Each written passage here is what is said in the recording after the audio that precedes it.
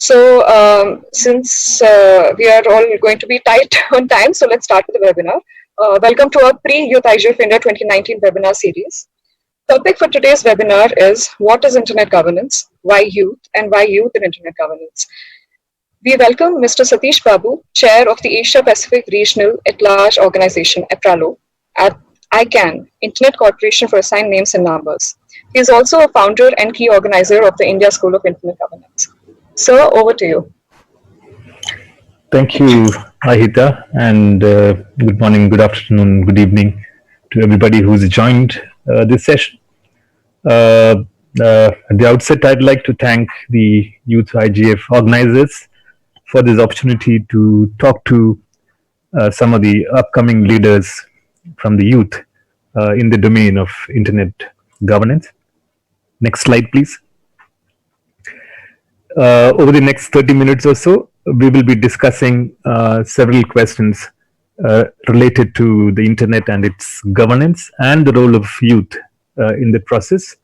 And specifically, the points that we're going to discuss, we're going to start with the state of the Internet as of now, some of the challenges, then on to what is meant by Internet governance.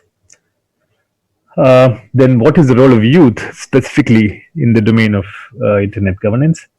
And the last bit about what has been the state of the Internet governance domain within India and perhaps South Asia. Next, please.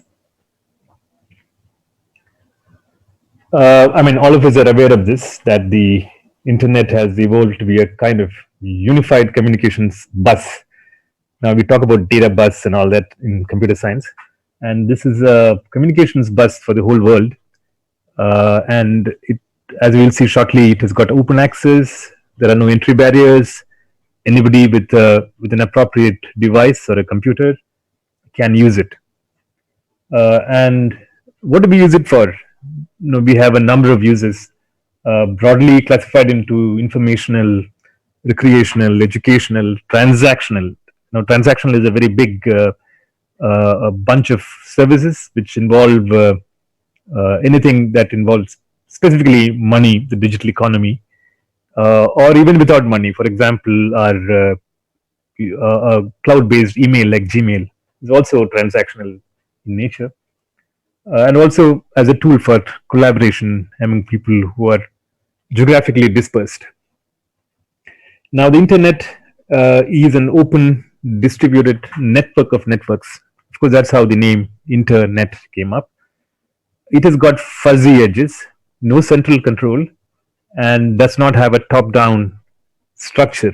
Now, fuzzy edges simply means that unlike a computer facility or a computer center in a college, where there is a system administrator who knows exactly how many machines are there, what do they run Windows or Linux or Mac OS.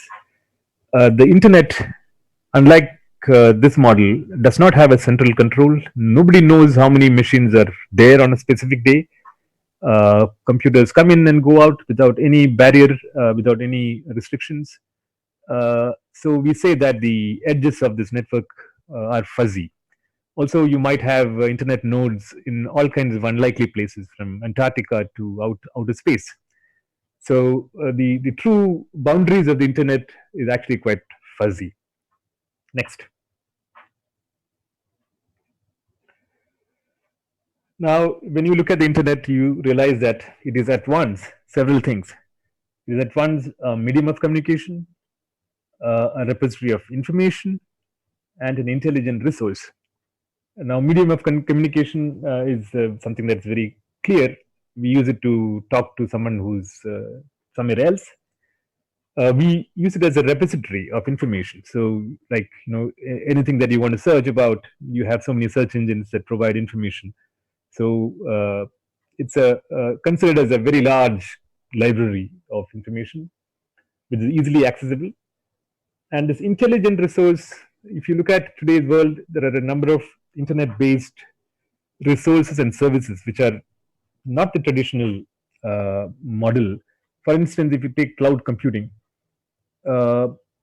Earlier, you could only buy a computer. You could not buy half a computer or a quarter of a computer. But on the cloud, you can buy a fractional computer. You can, in an elastic sense, extend the capabilities of your computer in very small increments. Now, this wouldn't have been possible without the internet. So, in fact, we'll see later that some services would have been impossible without the internet. The other thing is that the internet was conceived as free of entry barriers and open to anyone, anywhere. Obviously, 10 years back, we used to talk about the digital divide. So it was not as if everybody had equal access to the internet. But today, we usually do not talk about the digital divide in the original sense. Today, we may talk about the quality of the internet. Everybody does have access, or most people that want to have access do have access, but the quality of the internet may be actually quite patchy. It may vary significantly from person to person, country to country, and so on. An important aspect of the internet is that it enables permissionless innovation. Now, this phrase permissionless innovation is actually quite important, and it sets out today what we believe. Like, if I have an idea that is like a service on the internet, I don't have to take anybody's permission to create that online, and then my market is the whole world. So this permissionless innovation is extremely important in the course of the evolution of the internet, and it does stimulate new forms of economic activity and employment. And later on, we will see that employment could be challenged also because of the internet. But then the internet very clearly also provides new forms of employment. As I said earlier, some of the recent technical developments would have been improbable or impossible without the internet. For instance, cryptocurrencies and the blockchain is completely internet centric.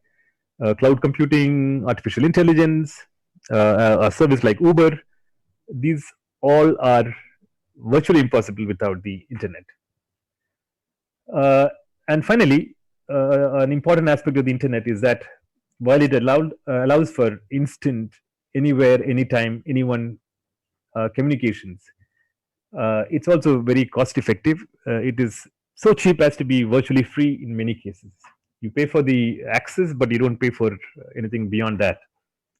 And also, when I say anywhere, anytime, anyone, that word anyone does not mean it's all about human beings. It's no longer about human beings alone. There are all kinds of devices and things on the internet, which takes it beyond. So the anyone is actually anything as well. Next.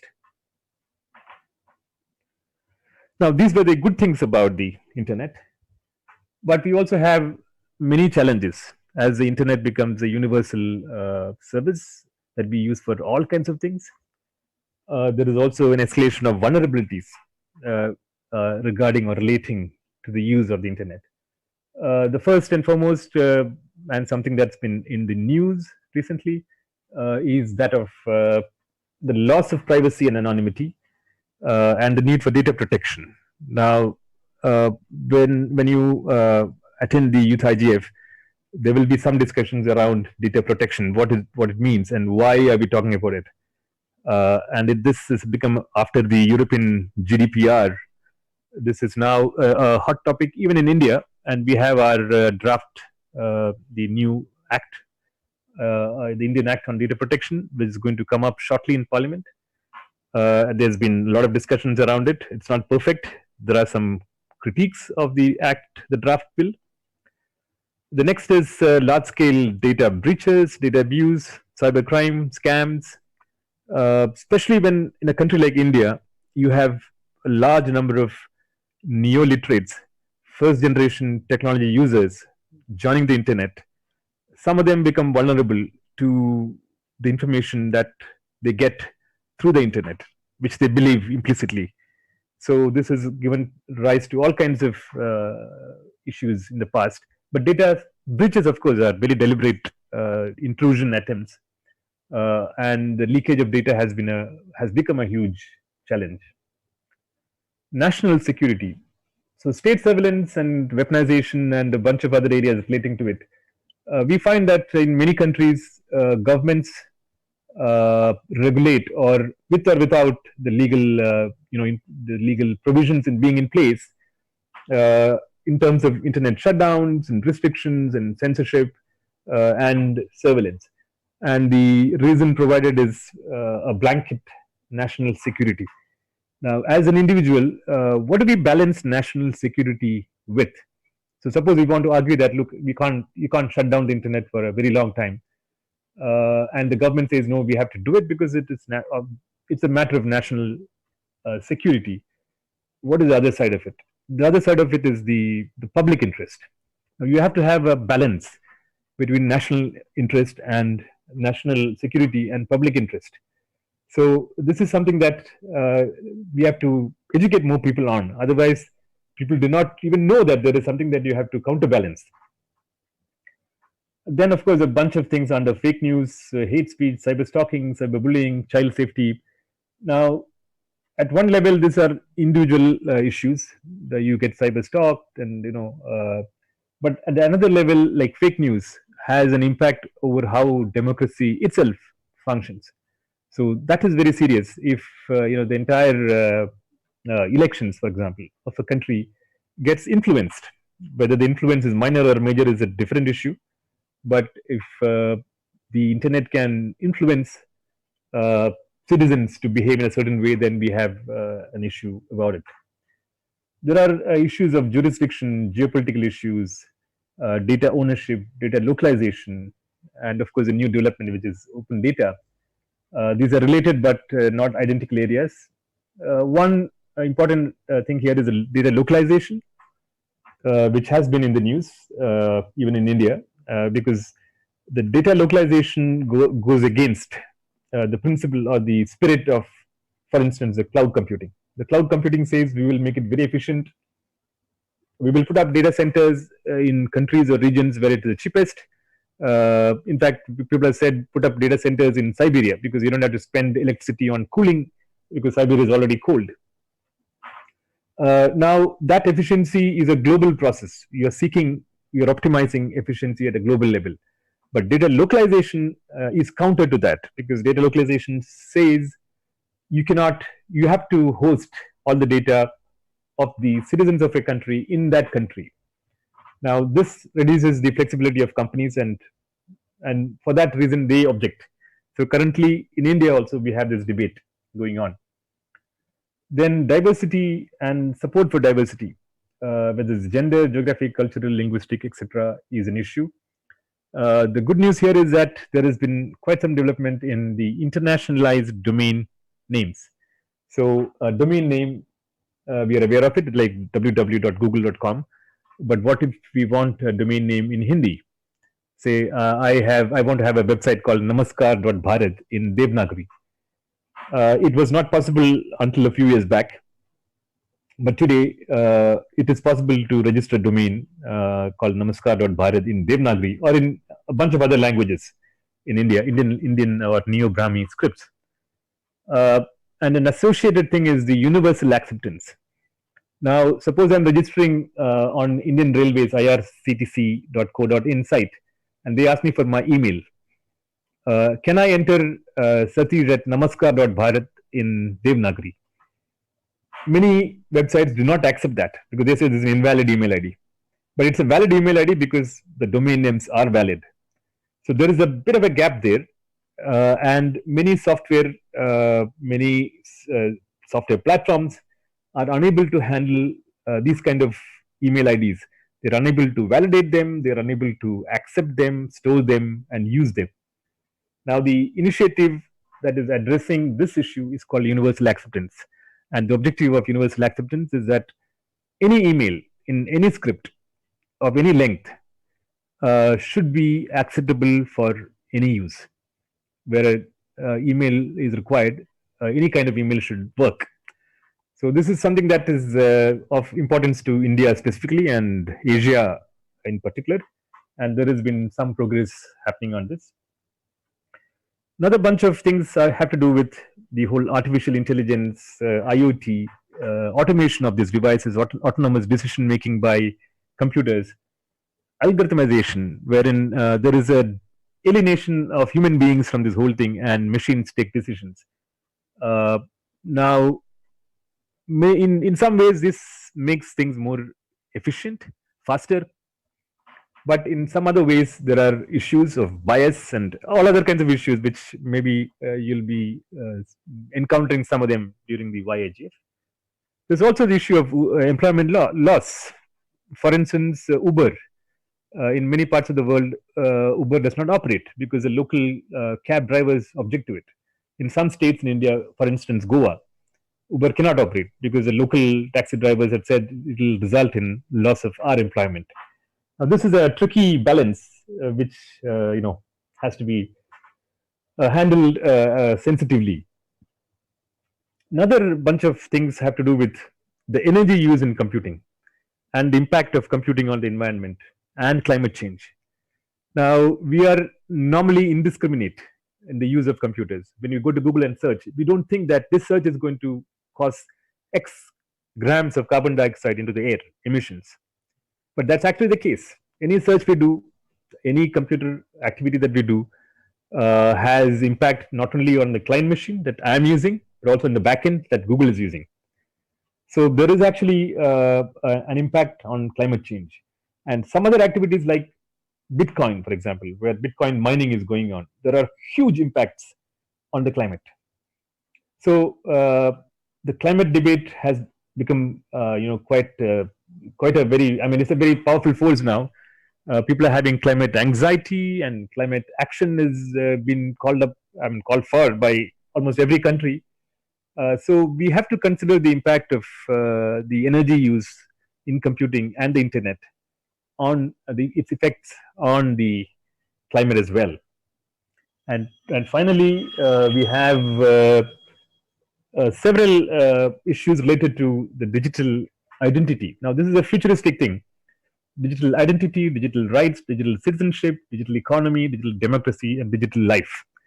These are related and overlapping. And I'm not getting into details, but this is actually the future.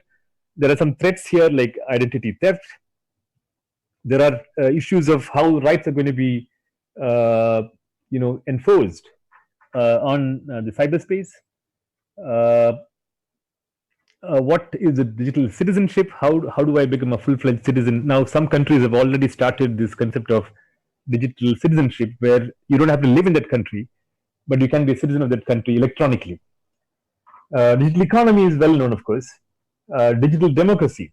Can you have a kind of democracy where you can directly, instead of having the representative-based democracy, can you have a direct voting? What are the security issues and so on, and this fake news kind of impacting how people think. So these are all fused into something called digital life, which is something that the youth are going to be especially interested in, because it's going to unfold over the next many decades. Next. Okay, this is the state of the internet. Now, what is internet governance? Now, you must be having a broad idea about this. It's formulating rules, policies, standards, and practices that coordinate and manage the cyberspace. Cyberspace consists of people, devices, entities, computers. Now, entities are a broad term for they are autonomous agents that operate in cyberspace. Some of them are called bots, others are called agents. So the point is that we have to globally see how we can manage and coordinate these kind of things on the internet, and also in order to enable the productive and safe use of the internet, address challenges, and permit adoption of technology innovations. The technology on the internet is always evolving, so internet governance has also to think of how we can adopt on a continuing, ongoing basis new technology. Now, unusually, internet is a global resource that has a very wide and diverse variety of users or stakeholders. Now, this is unlike perhaps any other resource, and the closest that I can come to is the high seas or the oceans, which have many users, from small fishermen to militaries to very large tankers. So and the internet is actually even more diverse than that. So internet governance should be therefore decentralized, inclusive, bottom up, and consensus based. Practically, I mean, the reason is that we are having all kinds of entities on the internet. Human beings from small villages to big towns to the governments to big businesses, big tech. So, what kind of a governance mechanism do you have that will not only be inclusive but also ensure that everybody's voices are heard? Also, knowing that no single entity controls the internet governance actually is practically the responsibility of a whole ecosystem of organizations that work together, and we will see that in the next slide. And the most effective governance model of internet governance is considered to be the multi-stakeholder model, where these multiple stakeholders, so businesses, civil society, governments, research institutions, they all come together. They all have a seat on the table. Now, what is a contrasting model? A contrasting model would be the multilateral model, which is the model used by the UN system. Now, in the UN system, all countries come together to form the United Nations, and they take decisions there. But unfortunately, the problem with the UN system is that an end user on the internet or a small fisherman who's using the sea for fishing and for his and her subsistence, they don't have a role. So just like the end user on the internet, the end user in the case of the sea oceans is the small fisher. Now, the multilateral model has no space for this kind of individuals. It is only space for nations or countries or states. So this is a very major difference. And I'm aware, I mean, I have some background in fisheries, and I am aware of very monumental legislation, UN legislation. For example, the UN Convention on the Law of the Sea, UNCLOS, that took 20 years, but to develop from end to end. But it never gave a space for one of the stakeholders to go and talk about how they are going to be impacted. Whereas the multi-stakeholder model is open, and it allows anybody, any end user representative or end users themselves, to make their voices heard. So that is a very significant difference in the way these two models work. There are also other differences, like for example, the responsiveness. Now, the internet is a fast evolving space. We don't have 20 years to make a policy on the internet. It's got to be done much faster. So, in contrast with the multilateral system, the multi-stakeholder system is also considerably more responsive. Next. Now, I'm not going to get into details here. This is, unfortunately, some of it is too small to read. This is ecosystem that governs the internet. It is a whole lot of organizations and individuals as well.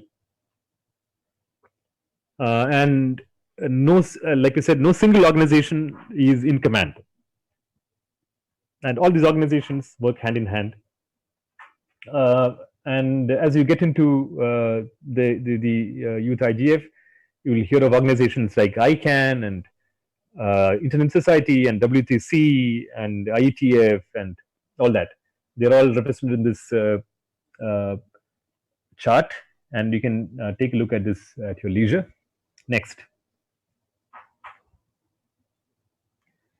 Now we come to the role of youth. Why do we have something specific and special for youth within the domain of internet governance? So, historically speaking, today's youth are in a unique position because they are the digital natives who constitute the digital generation. People of my generation, for instance, were not born into technology. And even today, many of people in my generation are unable to relate to technology. But that's not the case with youth. Youth, while being the adults of tomorrow and future leaders, they're also technology-wise very savvy, and they know exactly what technology is and how it can be used and abused. So that way, they are in a very good position to talk about the governance of this technology because they have been users from very early days. They are also the most important consumers of technology and also the producers of technology solutions and innovations, because many of them are also involved in producing these solutions. Now, youth are a very influential force, socially, culturally, and politically. And when they come together, like we saw in the case of climate change, it could be very powerful. and very difficult to resist by the rest of the world. So, in that sense, they are movers and shakers. Youth are a resource that have high energy, creativity, and conviction, and exactly the same that we saw in Thunberg's address in the UN. Now, youth also think differently, and they are not. They are less prone to the whole echo chamber effects. That means, you talk to people that think similar to you, and you never hear of a different opinion, and therefore you're closed in. Whereas youth are exposed to different kinds of influences, and they draw their own conclusions. And sometimes it's very important to think differently, and the youth are in a position to do that. So, because of all these reasons, in internet governance, youth are given a special place, and it is believed that they have a high potential to contribute.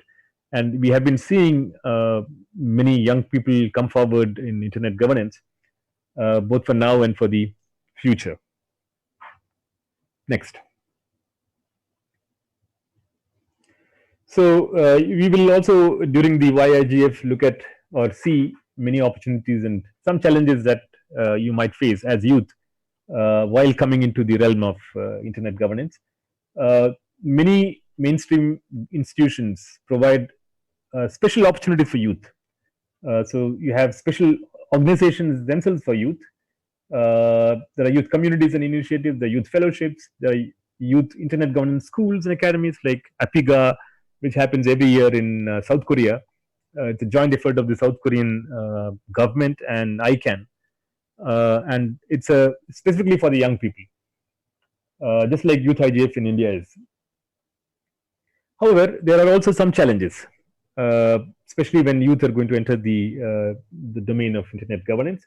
There is a very steep learning curve. There are a number of acronyms that you might never have heard of, uh, and there are concepts. There is history, and without knowing at least some of this, you may not be able to function effectively.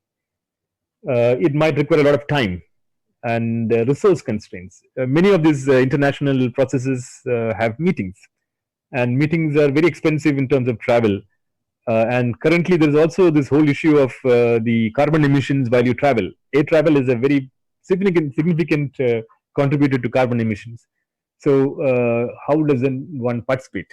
So, the good news here is that most of these meetings have remote participation facilities. Uh, so, you can actually be wherever you are and still participate. Of course, there are the issues of time zones. You'd maybe past midnight when this meeting is taking place in some other time zone, some other part of the world. So there are also these restrictions or limitations of cultural practices, the language, time zones, etc. Even accent can become a problem. Uh, some people may have difficulty in following the accents of some countries or etc. Now, these are, of course, broad, sweeping generalizations, but these could become a factor. Next. So, so lastly, we talk about internet governance in India. Now, internet use in India has grown rapidly, as you're aware, and as of now, India offers the cheapest internet bandwidth anywhere in the world.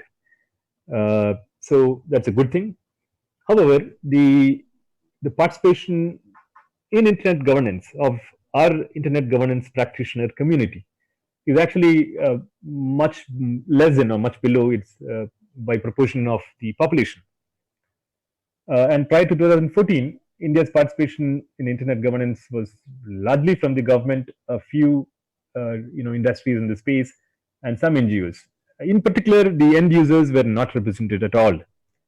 But since that time, 2014, there have been many developments. This include the INSIG, the India School on Internet Governance, which is founded in 2016, and this year it is in its fourth edition.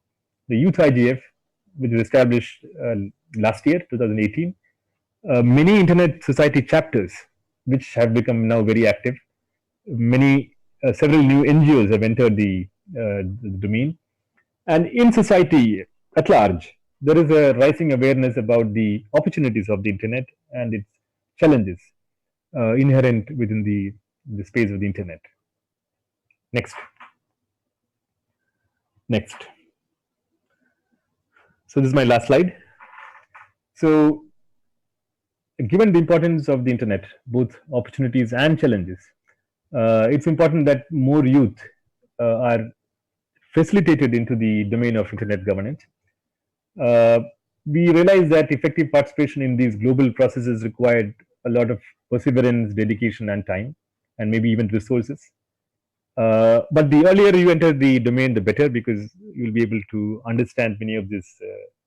The I mean, like what you mentioned as learning curve, the concepts and the practices and the principles in internet governance. The earlier you encounter these, the better.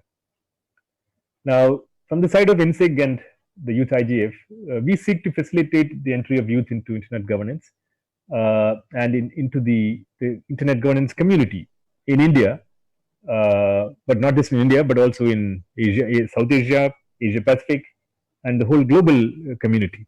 Now, this is a very close knit community, and you might find the same people in many places.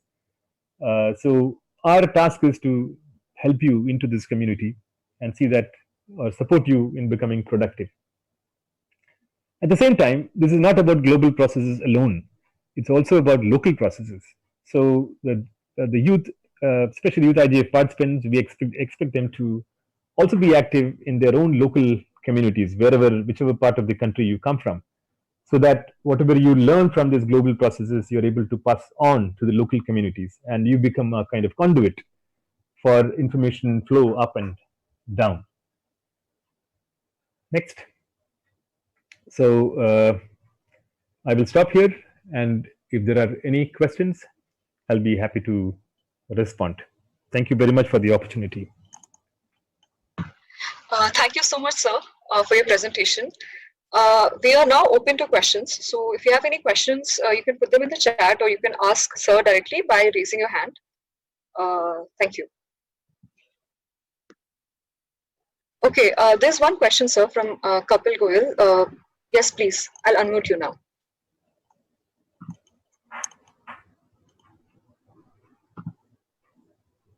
Kapil, can you please ask a question? Hi. Yeah, please go ahead. My concern is that how to deal with the internet shutdown issue.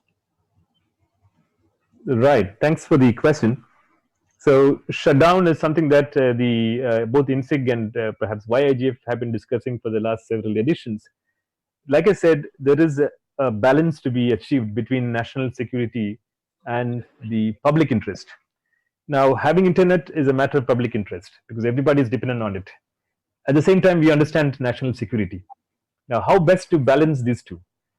Now, there have been several suggestions that have come up, which I will not get into detail, but some of them include: one is to have a proper legal framework for shutdown. That means there has to be a judicial process, meaning the courts have to be involved and there has to be a clear. The executive cannot unilaterally take a shutdown decision. That's one suggestion. The second is that there has to be a consultative process. So if in a state or a district you have to impose a shutdown for whatever reasons, there has to be prior intimation, there has to be some community process where people are taking the confidence and the reason for the shutdown communicated, the duration communicated, etc. Now, this has to be, now how will you implement these things? That's a challenge that we have. It can only be achieved if there is discussion, debate at the grassroots, and we're able to articulate this to the government and to all the agencies, and including perhaps to the courts. So there have been some progress. For example, last month there was a decision by the High Court of the Government of Kerala which declared that internet is an essential service. This happened because one of the girls who was staying in a girls' hostel, the hostel authorities had said there's no way you can use internet after some time, I think 6 p.m. or something like that. So she went to the High Court, and this case was actually facilitated by one of our community members. And the High Court, at the end of it, decided, no, you can't do this, and asked the hostel not to impose any restrictions. So that's a progressive step. Now, the moment you have more such decisions, maybe things will change. But we see the problem here, which is national security has become a bugbear, meaning it is actually overriding everything else. But what we are arguing is that national security must be balanced with the public interest. I hope it helps.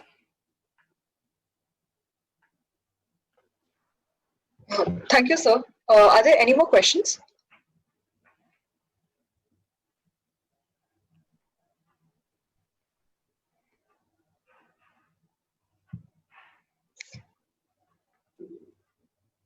All right.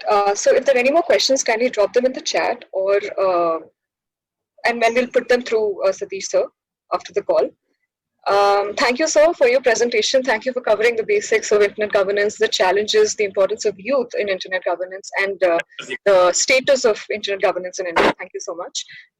Yes, there's a question, sir. Yes, please. Please introduce yourself since the call is being recorded, and then ask the question.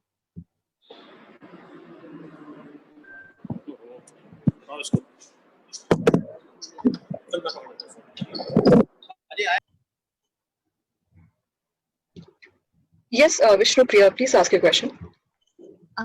Handling fake news and rumors in social medias.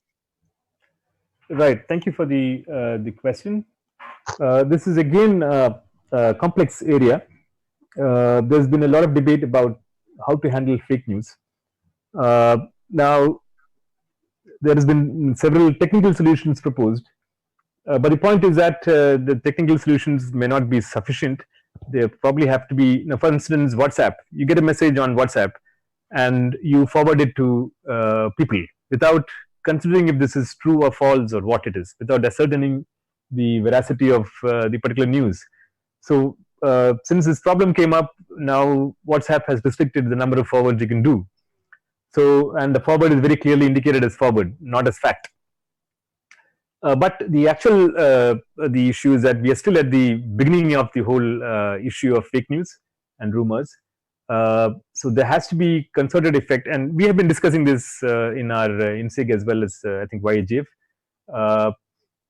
I am not going to offer any specific solution, but I'm just going to say that please raise this question also during the YIGF process, and you will have experts there who will be able to at least answer part of the provide you part of the answers.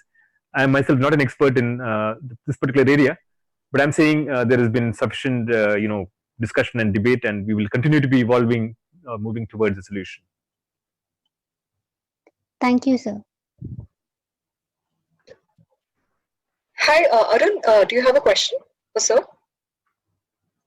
I'll unmute you now. Yeah. I have a question. How to tackle with the video content which may be anti-national or which may be having hating speech, because it is very difficult for an algorithm to detect such kind of content. But there is a lot of video or audio content on a lot of websites or YouTube which is anti-national. How can we tackle with the same?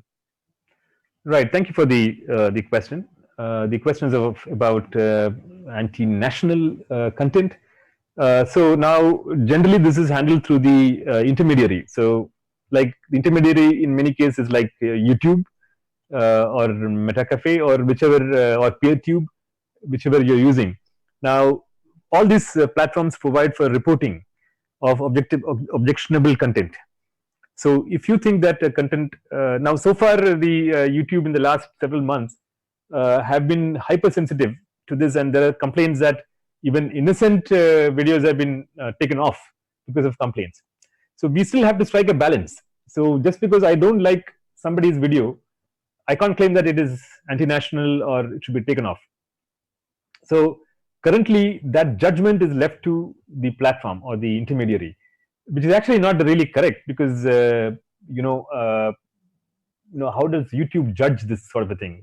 They're not there to judge. They're a technology platform. So there's a bit of an anomaly there if you expect YouTube to judge all these complaints. The other route, of course, is the judicial route. If you can go to the court and establish that this content is indeed anti-national, YouTube will obey that court order. Not only YouTube, every content provider, every intermediary will obey any decision of the court. But you have to go through that process. So the two options available are, one is reporting in the platform, but there the risk is that the judgment is left to the platform to do, which may not be the best. The other is to go to the court as an individual. Now, of course, the governments have other things to do. Governments can directly tell or inform or order the platform to remove such content. But as an individual, if we have a problem, these are the two routes currently available to us. Thank you so much, sir. We can take one more question, and then if you have any further questions, we'll send them through Satish sir after the call. Just one more question or comment.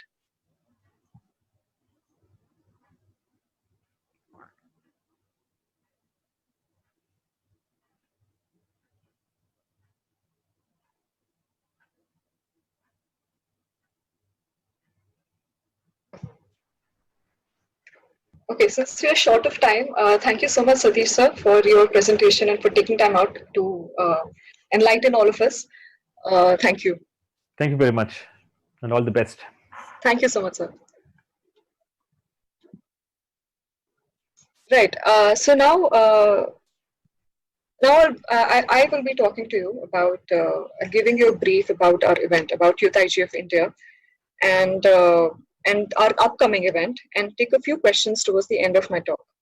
So the purpose of YouthIGF India and our vision is to improve the young people's understanding of global and regional internet policies. And we also provide a platform for young people to raise and discuss policies that affect them within the cyber domain. We also guide them to the right opportunities available for them to take a deeper dive into IG discussions, IG internet governance, and we feel it's really important for you to understand the intersection between technology and policy for more informed policy making and technology development. So this is another focus area. And as Satish sir mentioned during his talk, we are the digital natives and we are the producers and consumers of technology.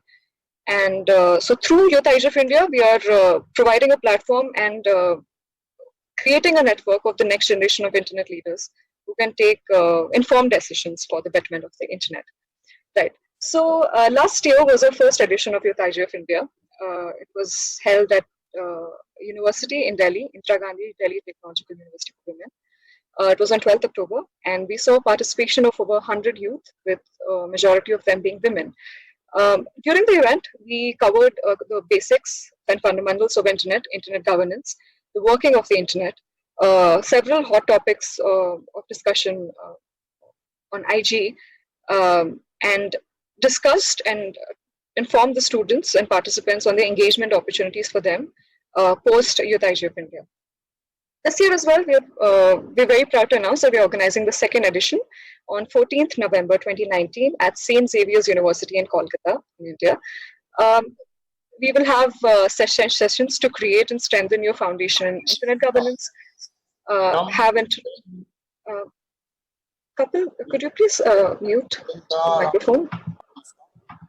Yes, sorry. So this year, as I mentioned, we're organizing the second edition of 14 November at St. Xavier's University in Kolkata, and we will be discussing to help you strengthen your foundation in internet governance.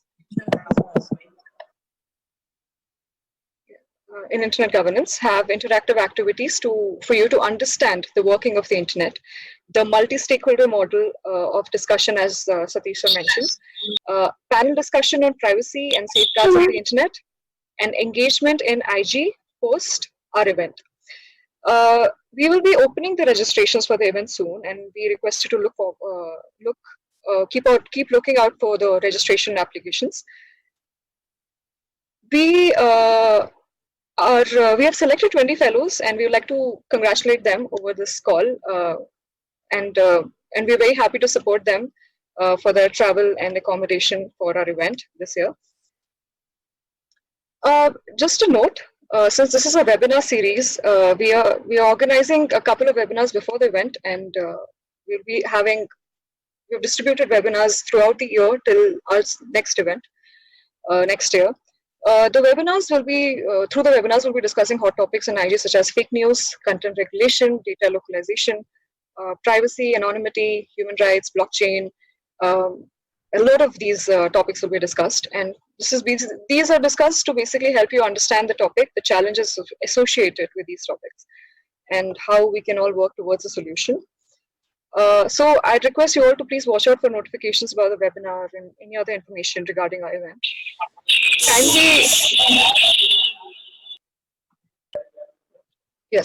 Kindly join our mailing list available at our website. We are also available on various social media platforms such as Facebook, Instagram, Twitter,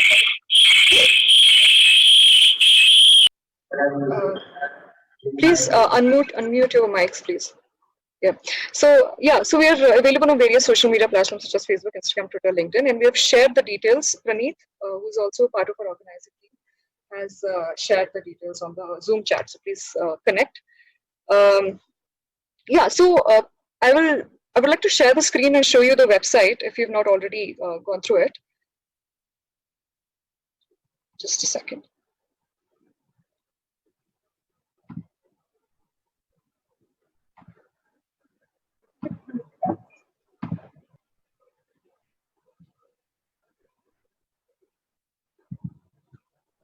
Yes, can you see my screen?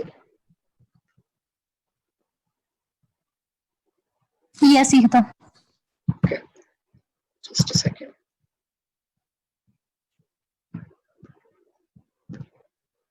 Yeah. So this is our website. This is the YouthIGF India website, and as you scroll down, you will see our timeline, and this is where you have the information of joining our mailing list and Facebook group. So we send most of our information through the mailing list, the important ones, but I encourage you to join all our social media platforms for updates, regular updates. So you join using the join now button. If you want to know about a past edition, you can go to the tab above. It says YouthIGF India 2018. So you can read upon our articles that were published as a blog on the Internet Society website and AppNec website.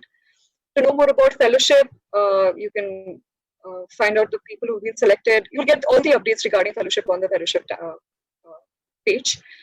And so this is, for more information, please just explore the website. You will get an idea as to what we are actually doing. And if you have any questions regarding our event, please ask now or put them in your Zoom chat, and we are ready to help you. Yeah.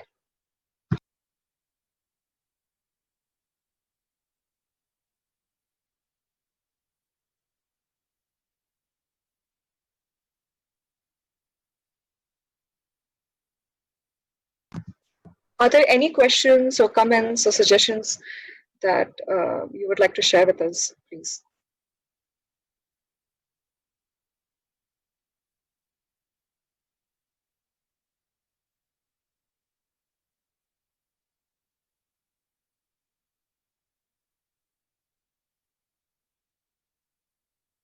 Right. So Abhishek, you've asked a question. So registration link will be for the people who are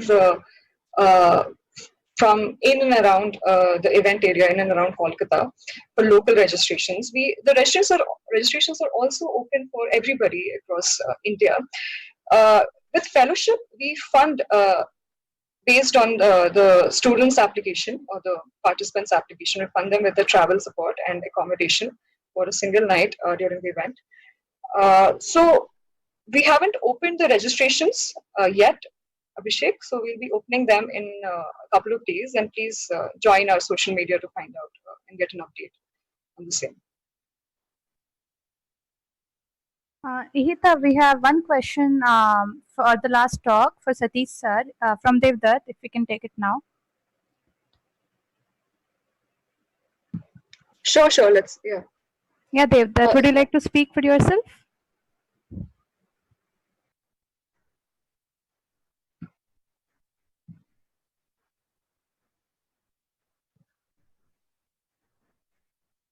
Right. So I think I can take his question. Satish sir, this question is for you. Devdutt says laws are being manipulated to torture or legally strangle technology companies. If this is the case, how can one expect to build innovative solutions? Have issues with internet due to which a transcript of sir's answer will be of great help here. Yeah, that's his question. Thanks very much for the question. So for the second part, the transcript, I think there'll be a recording available, so you can use that in lieu of a transcript. Regarding the first part, the question of the laws being used to strangle. Now, I'm not aware of a very broad complaint on these lines. That is, there are laws that are being misused or abused to strangle, because I myself work in the IT industry. and we have a fairly vibrant,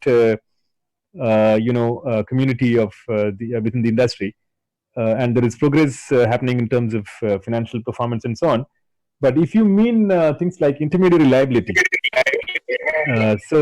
intermediary liability refers to the responsibility of a platform. For instance, there's a blog and somebody has come and left a comment on the blog, and that comment is offensive to somebody, and they go and complain, and there is a order to take down the entire blog. Now, this sort of thing, this is actually not. First thing to realize is that we are still in the first generation of handling these kind of problems. So, how do you distinguish between a specific comment on a single blog entry versus the entire platform? So, if you have a complaint on one comment made against one blog entry, and somebody goes to court and gets a takedown order, that takedown order may apply to the entire platform itself. There are thousands of comments and thousands of posts, all of them are taken down. So could be taken down. So we are still grappling with the first generation of this level, this kind of complaint, if this is what you mean.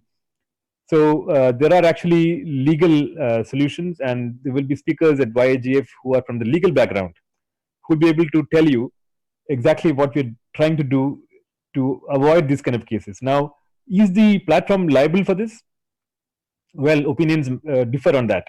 Some people feel that the platform did not do anything more than just create a platform for others to post, and just because one person has posted something negative, is a platform responsible?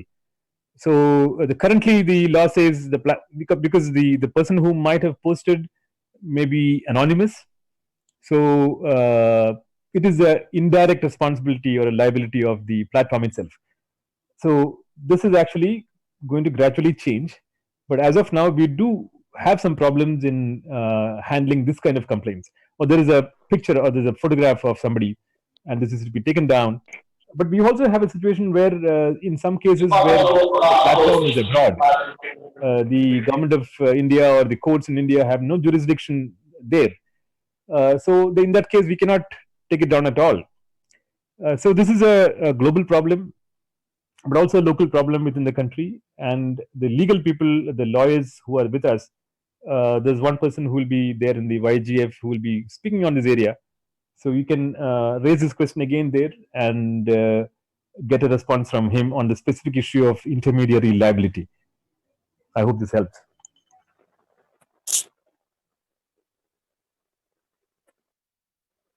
Right. Thank you so much, sir.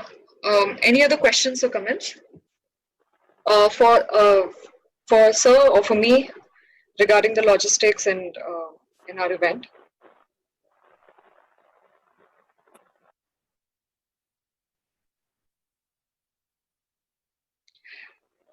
Okay.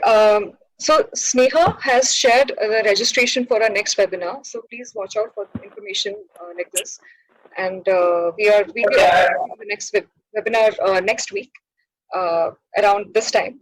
And we'll be discussing on hot topics. This webinar was focused on giving you an understanding of internet governance and the challenges. We'll be diving a little deeper into topics such as cybersecurity and fake news.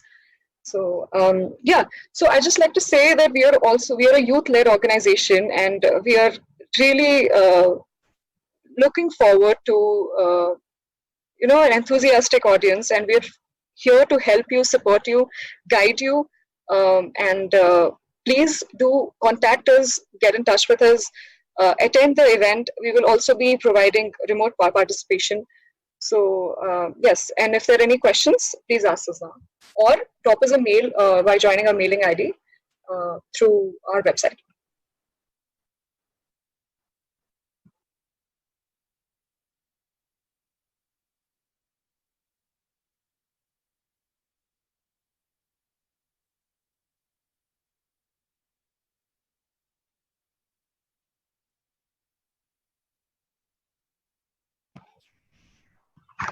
Okay, then thank you so much, Satish sir. Thank you so much for your presentation, for your support.